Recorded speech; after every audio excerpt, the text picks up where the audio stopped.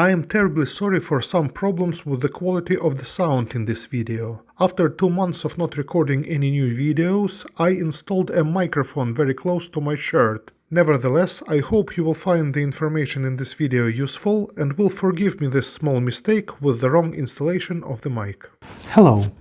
I have been asked during my consultations if it is worth for a foreign man to buy a village house in Ukraine and renting it to a so-called displaced families. One man wrote me several emails asking a lot of questions about it, and since this subject is of interest to some of you, I decided to record a video about it. But before we start, please like this video and check if you are subscribed to my channel.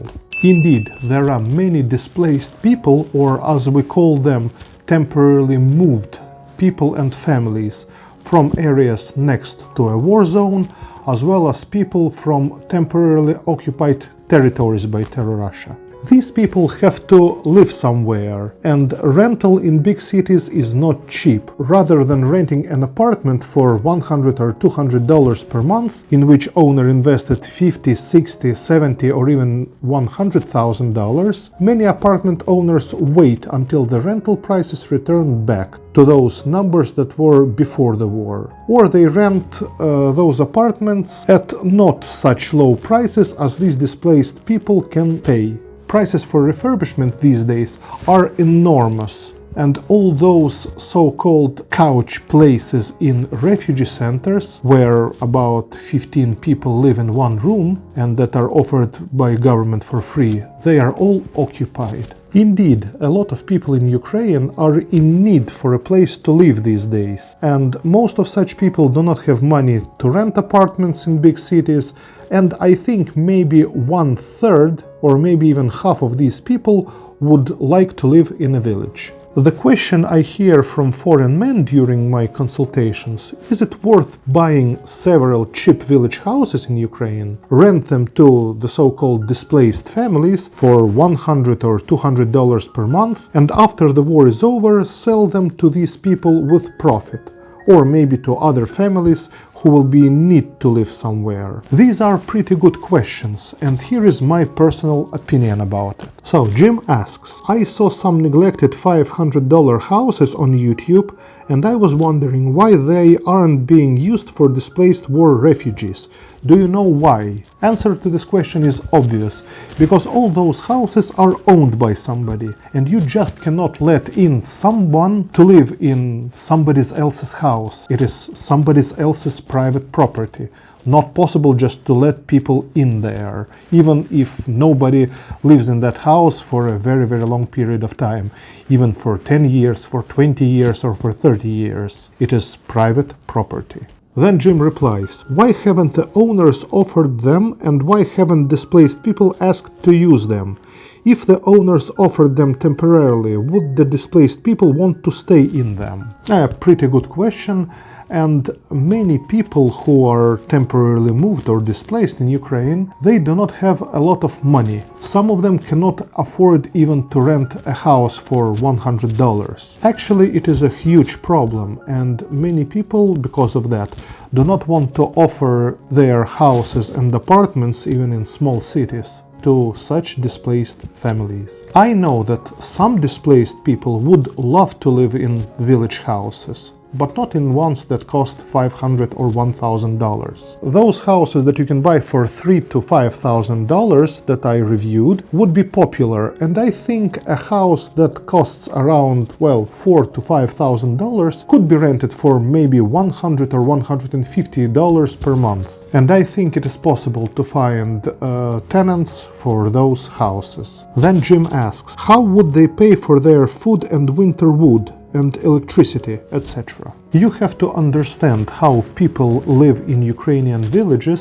especially faraway villages. Most people have their own gardens, sheep, goats, cows, pigs for meat, chicken, and they exchange many products they grow themselves with each other. Old people in such faraway villages pay only for electricity, maybe gas for cooking, and wood for heating in the winter. Usually their children come to them in the summer and bring wood from nearby forests. In such case, wood is absolutely free. You just have to go to the nearby forest and bring the wood home. A lot of fallen trees in those forests, so it's no need to cut anything. Or you cut tree which is already dead and is about to fall. No permissions or licenses like in European countries for that is needed. Good question that I am asked during my consultations: how much is it enough to live in a Ukrainian village? Or let's say, how much is it enough to survive in Ukrainian village? If we are talking about survival in Ukrainian village, it is enough about from 100 to 250 US dollars for a family, for the whole family per month. People have their own gardens where they grow potatoes, carrots, garlic, apples, cherries, nuts, cucumbers, tomatoes, and so on and so on. If they have chickens or a cow or a goat, they sell milk, and actually no money is needed. Enough will be from selling milk, eggs, maybe meat if you have pigs. A lot of pensioners live in villages, especially those who are more or less healthy. With pension of around $100 to $150 for a person, so for two people they have from around $200 to $300. And it is enough to live in a village, enough to buy from neighbors fruits and vegetables if you do not grow your own garden. And actually you need only money to pay for electricity, which is very cheap in Ukraine now. 100 kilowatts cost $7. And if you have a meter for day and night, when you pay from 11 o'clock in the evening to 7 o'clock in the morning with 50% discount for electricity, average 100 kilowatts will cost around $5. Old people would consume maybe 200 kilowatts in 1 month. And once every 4 or 5 months they need a 20 cubic meter tank of LPG for cooking, which is about $15 including delivery. So to pay your electricity bill and maybe some gas for cooking in not winter time, you will need about $10 to $20 per month. That's it. Jim also asks, maybe the displaced need to stay near a city for work, etc. It's a very good question about work in Ukrainian villages. If you're a pensioner and your pension for two people is about $250 per month, you don't have to work. Enough to survive and maybe even to live good on a pension in Ukrainian village. As I talked a couple of minutes ago, it is enough to pay for electricity, for gas, and even to buy fruits and vegetables from neighbors, and to buy milk, eggs, meat. $250 would be enough for 1 month, if everything is okay with your health. When you are 75 or maybe 80 years old, it is much better to live in a city, where it is close to pharmacies, to doctors, to hospitals, to cemetery. So better to live in a big city if you, let's say, are over 75 years old, or if your health is not good. In all other cases, it is much better to live in Ukrainian village. But if you're not a pensioner, where to find work in Ukrainian village? And in fact, there are many farms around villages all over Ukraine where jobs are offered. It is possible to find a job on a farm where you can get paid $300 or even $400 US, and if you know how to drive a tractor, you can earn from $500 to $600 or even $700 per month. If you operate some agricultural machinery, you also get paid about $600 or $700 US per month. If you can work remotely, it is a heaven to live in Ukrainian village. Just once a month you have to go to a bigger village to get cash from an ATM and return back. In most even small faraway villages there is a small post office or national postal operator, and you can order anything you want to be delivered straight to the village, straight to your home. Maybe you'll have to go to a local post office, which is located about like 500 meters from your home, to receive those deliveries. But you can order absolutely anything you want to be delivered, pay with card, and get it in your village maybe a week after you order it. In most cases, it is possible to stay in your village and not go anywhere at all. Then Jim asks, at $500, couldn't the country afford to buy or rent them for people? Maybe they could, but again, it will not be about houses that cost $500. It would be houses that cost about $3,000, $4,000, $5,000. But government will not spend so many resources now to locate those owners of those houses, negotiate with them if they want to let displaced people in. They will not pay any money to buy those houses from those people and to own those houses afterwards. Government do not need that. Coordinating centers will have to be built which will coordinate those displaced people who want to live in those faraway villages, who want to live in villages next to cities. They will have to issue laws for that, and so on and so on. It's just a lot of work that nobody will do right now. We have thousands, tens of thousands, maybe hundreds of thousands of problems with army now, and that have to be solved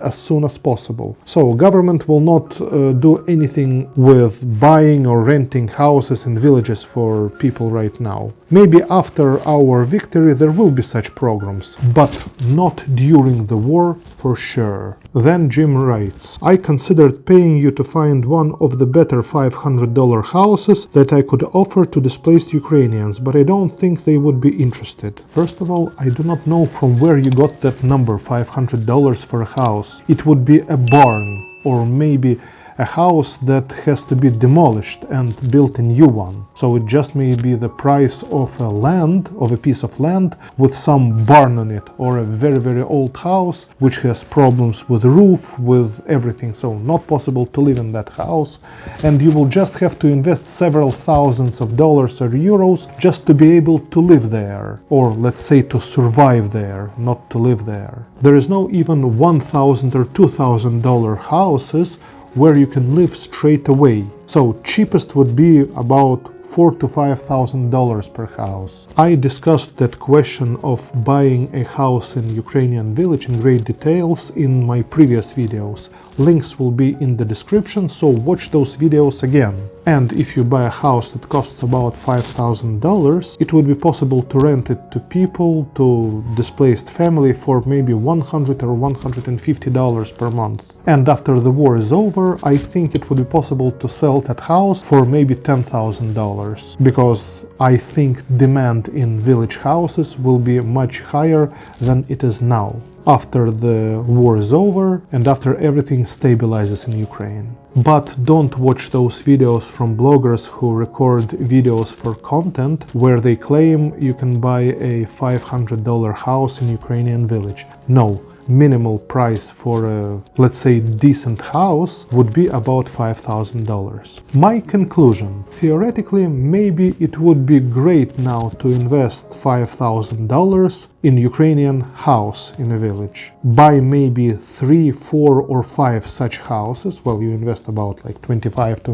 $30,000 and rent those houses to carefully selected displaced families. Those displaced or temporarily moved families who would agree to live in villages most probably would pay about $100 to $150 per month for rental of such house. And most probably they will do some maintenance to the house, because they will have to live, let's say, more comfortably there. They will take care of garden. They will maybe become friends with people who live in that village. Maybe there will be more displaced people who would be renting houses in those villages, and they will become friends with them. And once they get used to that house, to that village, after the war is over, government will pay money to those people for their destroyed houses, or they will just compensate for their houses that are on temporarily occupied territories, and they will be able to invest that money in apartments or houses. And if they get used to that house, if they get used to that village,